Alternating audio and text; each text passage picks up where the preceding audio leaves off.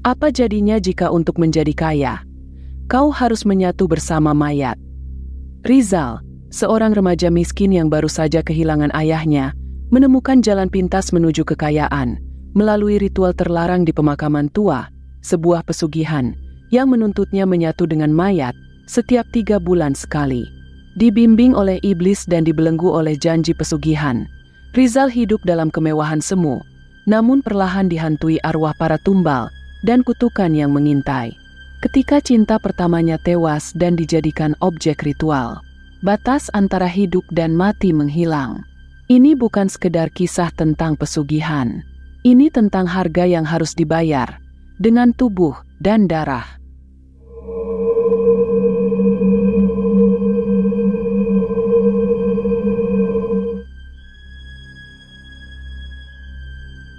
Awan menggantung berat di atas desa kecil tempat Rizal tinggal. Ia duduk di atas tikar lusuh di depan teras rumahnya, memakai seragam sekolah yang sudah mulai memudar. Angin pagi meniupkan hawa dingin, membawa suara langkah kaki dari kejauhan. Seorang pria parubaya muncul di balik gerbang, membawa plastik putih yang tampak berat di tangannya. Itu adalah ayahnya, yang baru saja pulang dari kerja malam di pemakaman. Baju yang dikenakan pria itu penuh lumpur, dan aroma tanah segar menempel erat di tubuhnya. Sang ayah meminta Rizal membawa plastik putih tersebut ke dalam, untuk dapat dihidangkan bersama ibu dan adiknya. Rizal segera beranjak, meninggalkan tatapan kosong pada jalanan yang sepi. Ia membantu sang ayah masuk ke dalam rumah, menyambut kepulangannya seperti biasa. Sang ayah merebahkan diri di atas sofa tua yang sudah nyaris patah, sementara ibunya datang dari dapur sambil membawa kain hangat. Ibunya mulai memijat lengan sang ayah, mencoba mengusir lelah yang mengendap di tubuh itu. Mereka berdua berbincang pelan. Obrolan mereka terdengar samar di antara suara kipas angin tua yang berdiri di sudut ruangan. Belakangan ini suasana di makam makin berubah, ujar sang ayah dengan nada berat. Ayah sebelumnya bekerja bersama 6 orang warga desa kami. Namun setelah Ujang meninggal dunia dan satunya lagi mengundurkan diri, suasana di pemakaman berubah menjadi lebih mencekam. Ibu Rizal hanya terdiam, matanya menatap kosong ke wajah sang ayah. Ia tahu betapa berat pekerjaan suaminya sebagai penggali kubur di pemakaman mewah itu. Setiap malam ayah harus menggali tanah untuk menyiapkan rumah terakhir bagi orang-orang kaya. Mereka yang tak pernah mengenal arti kekurangan, bahkan saat sudah meninggal sekalipun. Rizal hanya mendengarkan dalam diam, sementara tangannya terus menyusun piring-piring di lantai. Ia tahu ayahnya tak pernah mengeluh kecuali benar-benar tertekan. Tahun lalu saat perusahaan tempat ayahnya bekerja bangkrut, pekerjaan sebagai penggali kubur adalah satu-satunya pilihan yang tersisa. Rumah mereka berada tepat di samping tembok pemisah, setinggi 3 meter yang mengelilingi komplek pemakaman. Konon setiap lubang makam di sana dihargai setara dengan sebuah rumah sederhana. Bagi keluarga seperti Rizal, itu adalah angka yang tak masuk akal. Namun yang lebih aneh, selalu ada saja orang yang rela membayar harga setinggi itu demi 1 liang lahat. Ayahnya pernah bercerita, pemilik pemakaman itu membeli seluruh bukit yang berbatasan langsung dengan hutan di kaki gunung. Hutan yang dipenuhi pohon-pohon tua dengan akar menggantung. Suasana di dalam pemakaman semakin hari terasa semakin menyeramkan. Tak hanya karena malam panjang yang harus dihadapi, tapi juga karena aturan yang semakin aneh. Kini hanya karyawan tetap yang boleh masuk ke dalam. Bahkan keluarga karyawan hanya diperbolehkan sampai pintu gerbang. Itu pun diawasi kamera CCTV yang menyala selama 24 jam. Rizal sendiri belum pernah melihat langsung bagian dalam pemakaman itu, karena sang ayah melarangnya. Menurutnya Rizal belum bisa masuk ke dalam sana. Waktu pun berlalu, hingga 3 tahun ayahnya bekerja, dan kini menjadi orang kepercayaan pemilik pemakaman. Sikapnya berubah ceria dan lebih tenang, bahkan wajahnya tampak lebih muda dari sebelumnya. Namun ada sesuatu yang tidak bisa dijelaskan oleh Rizal. Kadang di tengah malam, ayahnya duduk sendiri di dapur, menatap api kompor yang menyala tanpa bicara apapun. Dan pagi itu, saat langit masih diselimuti kabut tipis, suara gaduh tiba-tiba datang dari luar rumah. Langkah kaki orang-orang terdengar cepat, bercampur suara tangis dan teriakan.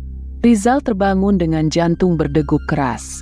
Ia melangkah keluar kamar, dan tubuhnya langsung kaku saat melihat kerumunan warga memenuhi halaman rumahnya. Di tengah kerumunan itu, tubuh sang ayah terbujur kaku, tertutup kain putih kotor, dengan noda tanah dan cipratan darah di beberapa bagian. Ibunya terduduk di samping jenazah, menangis dengan tubuh yang gemetar. "Bapakmu jatuh di dalam lubang makam. Mereka bilang dia ditemukan pagi tadi oleh teman kerjanya, dan kepalanya terbentur batu nisan," ujar salah satu tetangga dengan suara pelan. Rizal tidak percaya dengan semua penjelasan itu, karena ayahnya tidak mungkin begitu ceroboh. Pria itu sudah menggali puluhan makam, bahkan ia tahu setiap senti tanah di sana. Namun yang lebih aneh, tubuh ayahnya ditemukan di tempat yang tidak pernah dikunjungi sebelumnya. Sebuah sudut makam tua di dekat batas hutan. Area yang menurut peta seharusnya sudah tidak digunakan lagi. Sang ibu pingsan saat mendengar penjelasan itu. Sementara Rizal berdiri membatu. Tatapannya kosong memandangi wajah ayahnya yang membiru di bawah kain kafan. Hari itu menjadi awal dari segalanya.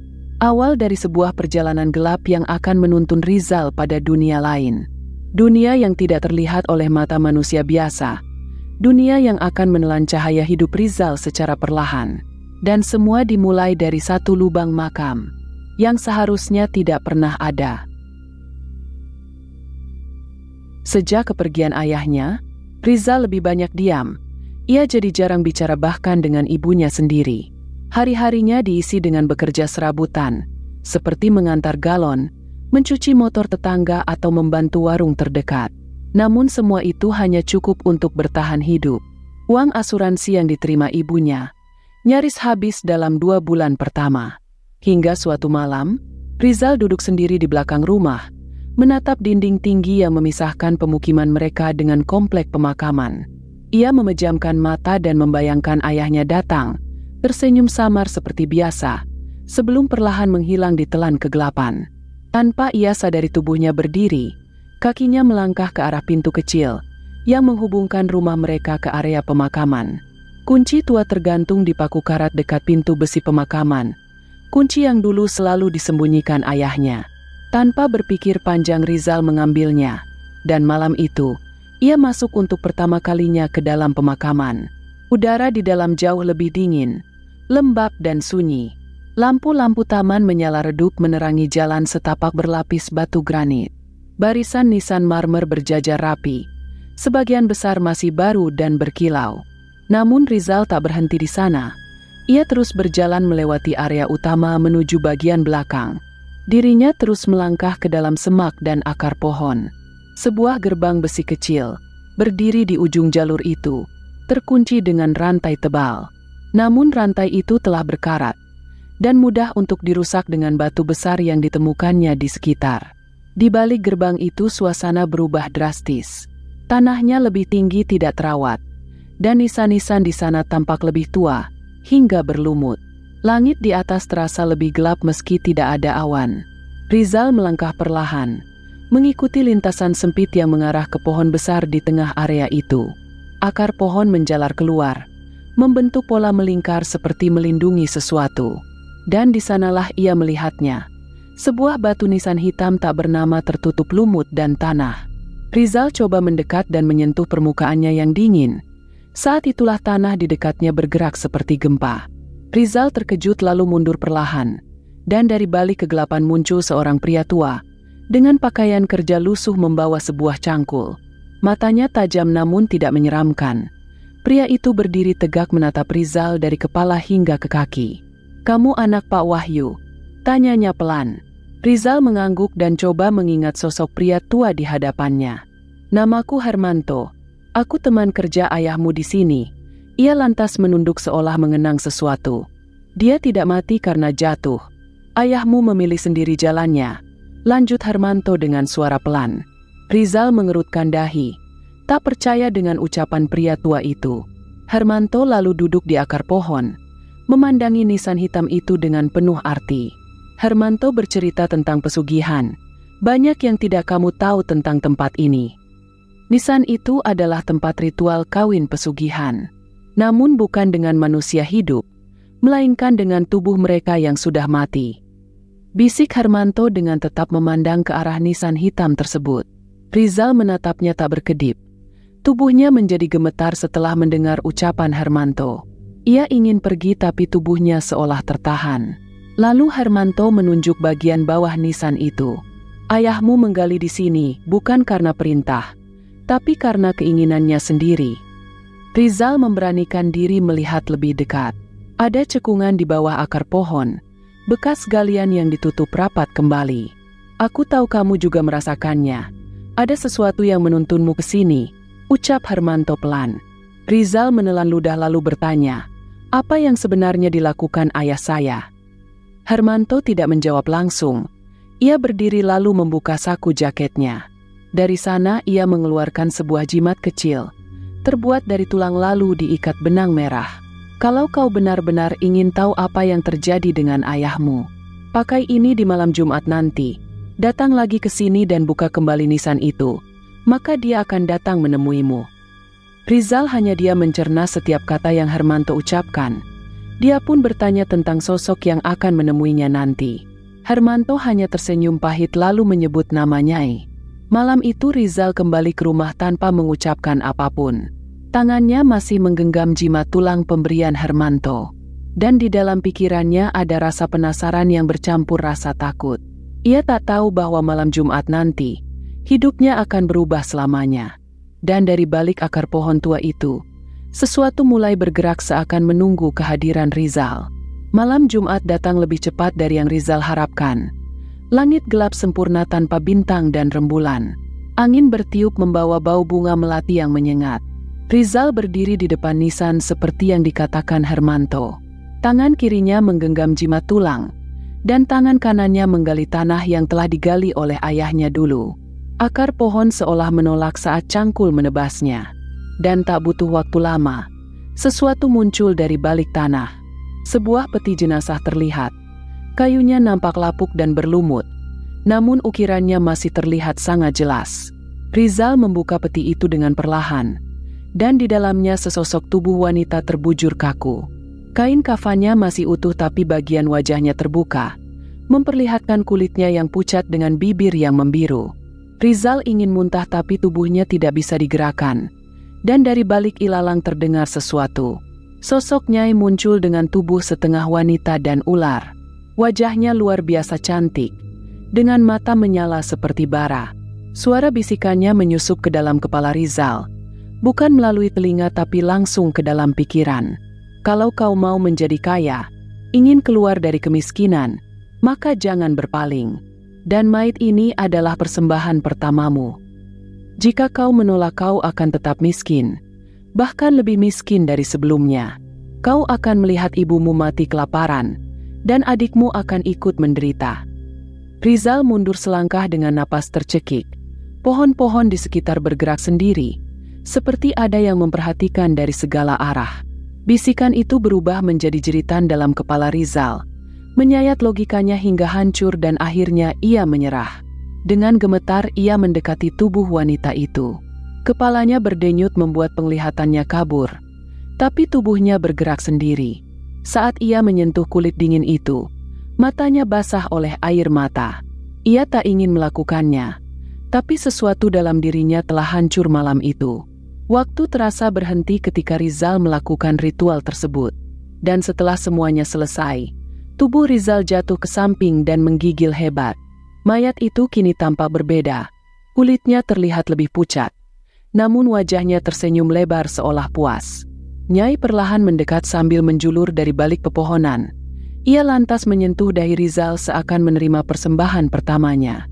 Dan di atas peti itu, di balik lipatan kain kafan yang tersingkap sebagian, Rizal melihat puluhan kepingan koin emas berserakan, menyelip di antara kain kafan dan kayu. Koin-koin itu memantulkan cahaya samar dan berkilau seakan memanggil Rizal. Ia meraihnya dengan tangan gemetar. Koin itu terasa hangat dan berat. Dan untuk pertama kalinya, ia merasa sedang menyentuh sesuatu yang lebih mahal dari hidupnya sendiri. Tapi di dalam dadanya, Rasa bersalah tumbuh seperti benih busuk yang tak bisa dihindari. Ketika ia pulang malam itu, wajah ibunya tampak bingung melihat Rizal membawa segenggam koin emas. Rizal berdalih bahwa dia menemukan koin emas itu di sekitar pemakaman. Meski tak masuk akal, ibunya hanya bisa diam tanpa mengucapkan apapun. Rizal akhirnya menjual 2 keping emas, guna menghidupi hidup mereka selama sebulan. Tapi tidak ada yang tahu bahwa kekayaan itu datang dari sebuah perjanjian kotor. Dari malam terkutuk yang tak akan pernah bisa dia lupakan. Rizal tidak tidur malam itu. Ia hanya duduk memandangi tangannya yang telah menyentuh kematian. Dan dari balik kegelapan, sepasang mata ular mengintipnya menunggu ritual berikutnya. Waktu terus berjalan seperti aliran darah yang tak pernah berhenti. Sejak ritual pertamanya, hidup Rizal berubah secara perlahan namun pasti. Koin-koin emas yang ia temukan semakin sering muncul di balik kain kafan para mayit yang ia layani di tengah malam. Satu persatu dijual secara diam-diam, ditukar dengan lembaran rupiah yang jumlahnya tak terbayangkan. Ia tak lagi mengenakan pakaian rusak, tapi baju baru yang mahal dengan bahan yang halus. Sepatu barunya menginjak tanah dengan percaya diri, meski hatinya masih dipenuhi luka yang tak terlihat. Dan orang-orang kampung mulai berbisik tentang Rizal yang tiba-tiba menjadi kaya raya. Namun Rizal tahu kekayaan itu dibayar dengan dosa yang tak akan pernah bisa ia bersihkan. Untuk menyamarkan sumber kekayaannya, Rizal memutuskan masuk ke sekolah kedokteran di kota. Bagi orang lain, itu adalah langkah yang bijak.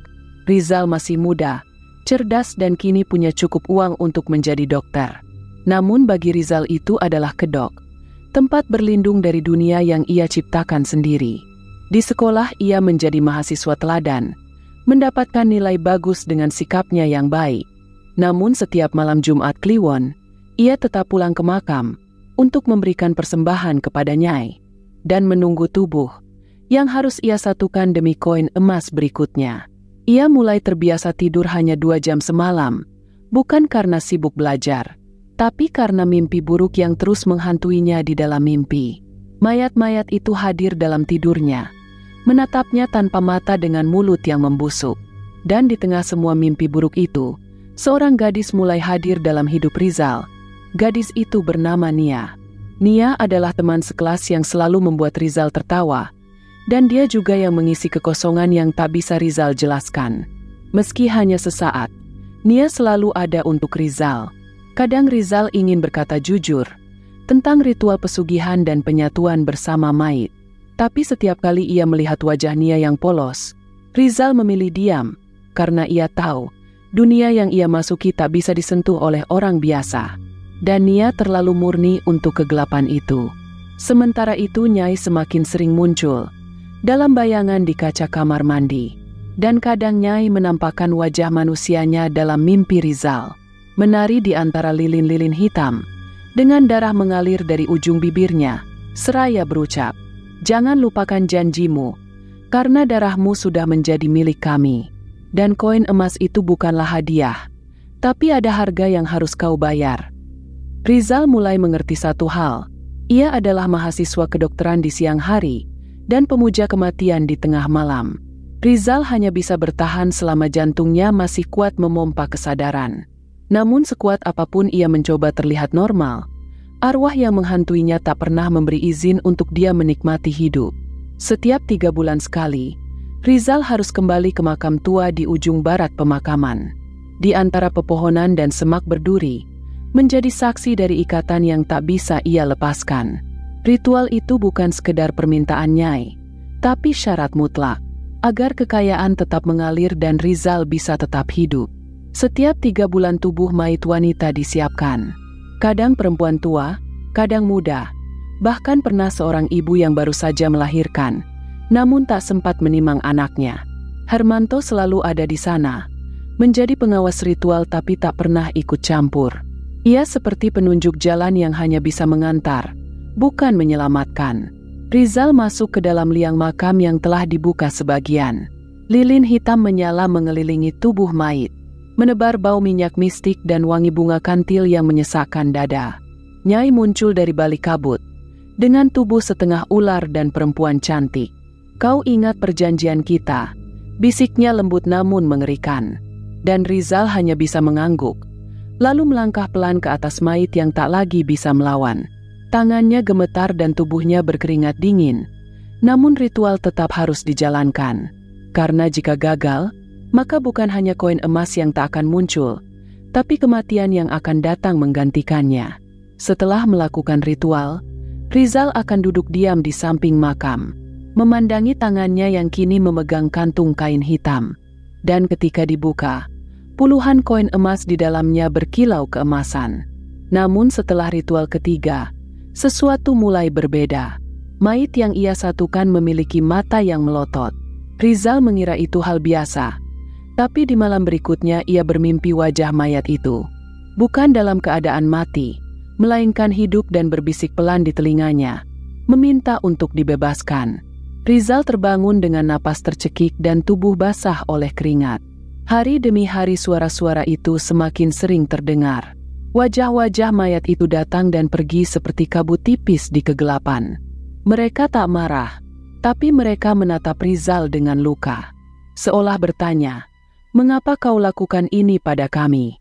Di dalam kampus Rizal tampak seperti siswa biasa. Tapi di balik senyum tipisnya, ada tubuh dan jiwa yang terus hancur perlahan. Setiap ritual membuat Rizal lebih hampa dan dingin. Sementara itu Nyai semakin sering menampakkan diri, bukan hanya di makam, tapi dalam kehidupan Rizal sehari-hari. Kadang sebagai ular besar di bawah tempat tidur, kadang sebagai perempuan cantik yang menunggu di bangku halte, dan kadang sebagai Nia. Nyai mulai menyamar, mengambil bentuk orang-orang yang disayangi Rizal. Ikatan pesugihan Rizal makin dalam, dan Nyai tak akan pernah melepaskannya begitu saja. Langit siang itu nampak mendung, seperti perasaan Rizal yang tak tenang sejak pagi. Nia tak menjawab pesan singkat sejak subuh. Biasanya gadis itu membalas dengan emoji lucu, atau kalimat singkat yang penuh semangat. Tapi hari ini terasa sepi dan sunyi.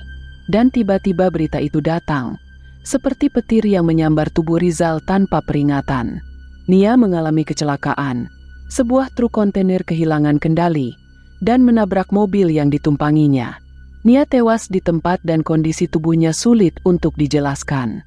Namun wajahnya tetap utuh seperti sedang tertidur. Rizal terpaku di depan rumah sakit. Kakinya kaku seolah dunia meredup. Jiwanya runtuh perlahan. Ia ingin menjerit tapi tenggorokannya terkunci. Tangisnya tak bisa keluar. Hanya detak jantung yang berdentum keras di dalam dada. Saat peti jenazah dikirim ke rumah duka, Rizal ikut mengantar. Ia berdiri diam di sudut ruangan, sementara isak tangis keluarga menggema di seluruh penjuru rumah duka. Bau bunga melati dan suara doa membuat kepala Rizal menjadi pening. Namun di balik kesedihan itu, suara lain mulai berbicara dalam pikirannya. Dia masih hangat. Itu merupakan suara Nyai. Rizal tahu dia muncul di tengah kesedihan, seperti ular yang merayap di sela kabut duka. "Jika kau mau, kau bisa menyatu dengannya untuk terakhir kali," bisiknya seolah penuh kasih. Rizal menutup telinga, tapi suara itu justru terdengar makin jelas. "Cinta tidak harus mati. Cinta bisa kau kembalikan ke tubuhnya." Dan malam itu, setelah semua orang pulang, Rizal kembali ke rumah duka. Nyai memberikan kekuatan untuk Rizal, agar dia dapat leluasa melakukan ritual penyatuan dengan Nia. Karena Nyai tahu, tubuh Nia merupakan persembahan yang spesial bagi Rizal. Seluruh staf dan petugas keamanan rumah duka terlelap dalam tidur panjang. Ketika Rizal menapaki kakinya ke dalam rumah duka, ia berdiri di depan peti jenazah Nia sendirian, dalam suasana gelap dan dingin. Tangannya gemetar saat membuka peti. Wajah Nia masih utuh seperti tertidur dengan senyuman yang damai. Tapi Rizal melihat lebih dari itu. Ia melihat potensi kekayaan yang lebih besar. Sosok Nyai berdiri di pojok ruangan, tersenyum menggoda namun mengerikan. "Ini bisa jadi ritual terkuatmu, arwah orang yang kau cintai, paling kuat untuk ikatan abadi." Dan Rizal yang telah terlalu jauh dalam pesugihan ini, memilih jalan yang tak lagi manusiawi. Sebelum Rizal melakukan ritual penyatuan, dirinya menatap wajah Nyai seraya berkata, "Aku akan lakukan perintahmu, namun berikan aku setengah kekuatanmu kepadaku." Nyai tertawa mendengar permintaan dari Rizal. Nyai sadar bahwa keserakahan Rizal akan memberikannya lebih banyak persembahan dari sebelumnya.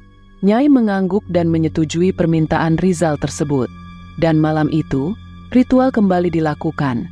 Tapi kali ini dengan cinta yang membusuk. Ketika tubuh Nia dibaringkan, Nyai menari seperti biasa. Tapi gerakannya lebih cepat dan lebih mengerikan. Seperti sedang menikmati persembahan itu. Dan ketika semuanya selesai, kantung kain hitam berisi koin emas muncul di balik tubuh Nia. Namun lebih banyak koin emas. Lebih berat dan hangat dari sebelumnya. Tapi juga lebih basah oleh darah. Rizal terduduk memandangi tangan dan tubuhnya, yang kini dipenuhi noda yang tak bisa dihapus. Air matanya menetes, namun tak ada penyesalan. Dan malam itu, untuk pertama kalinya, suara Nia terdengar dari balik tubuhnya. "Kenapa kau lakukan ini? Kenapa kau rusak hubungan kita?" Suara itu membuat jantung Rizal berhenti sejenak. Dan dari dalam bayangan, Nyai tersenyum puas. Karena ikatan darah dan cinta adalah kekuatan pesugihan yang tak bisa diputuskan begitu saja. Sejak malam itu, Rizal sudah memiliki setengah kekuatan Nyai, hingga dapat meredam teror para arwah kecuali Nia. Setiap Rizal menutup mata, suara Nia selalu datang, begitu pelan namun menyayat hati. Awalnya ia pikir itu hanya mimpi, sekedar rasa bersalah yang belum usai. Tapi saat suara itu mulai terdengar meski matanya terbuka, Rizal tahu arwah Nia tak tenang. Cermin di kamar sering memantulkan bayangan perempuan berambut panjang yang berdiri di belakangnya. Kepalanya tertunduk dengan tangan menggenggam bunga melati yang layu. Dan tiap malam Jumat, suara tangisnya terdengar dari loteng rumah. Padahal tak ada siapapun di atas sana. Rizal mencoba menenangkan diri dengan membakar kemenyan dan merapalkan doa pemberian sang Nyai. Meski hanya sesaat suara Nia menghilang, itu sudah cukup membuat Rizal sedikit lebih tenang. Dengan perlahan Rizal menatap sebuah peti besar, berisi koin-koin emas. Rizal sadar bahwa dirinya tidak bisa tinggal terlalu lama di tempatnya yang sekarang. Rizal membawa seluruh anggota keluarganya pindah ke Surabaya. Dia membeli sebidang tanah di pusat kota dan membangun sebuah rumah sakit besar. Dengan semua kekayaannya, Rizal menyempurnakan pesugihannya. Kini dia tidak harus bersusah payah menggali makam. Karena dengan uang yang dia miliki, Rizal dapat membeli tubuh tak bernyawa itu sebanyak apapun. Dan rumah sakit yang dia bangun menjadi tempat terbaik dalam menjalankan ritual terkutuknya. Kini Rizal hidup bergelimang harta, namun mewariskan kutukan bagi seluruh keturunannya hingga saat ini.